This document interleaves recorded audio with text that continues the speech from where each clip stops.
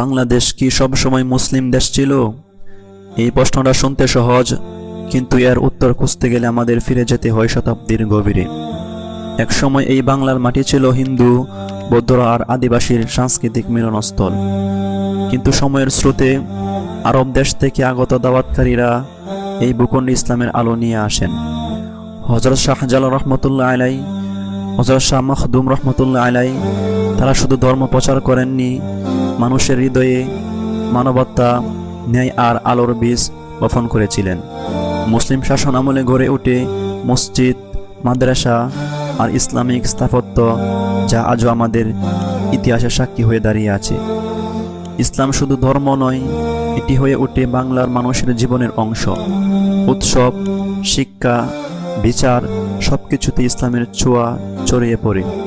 এই পরিবর্তন আসে ধীরে ধীরে, শান্তভাবে, মানুষের হৃদয় জয় করে। আজ বাংলাদেশ একটি মুসলিম সংখ্যাগঠিত দেশ, কিন্তু এই পরিচয়ের পেছনে আছে শতাব্দীর ইতিহাস, আত্মত্যাগ আর বিশ্বাসের গল্প।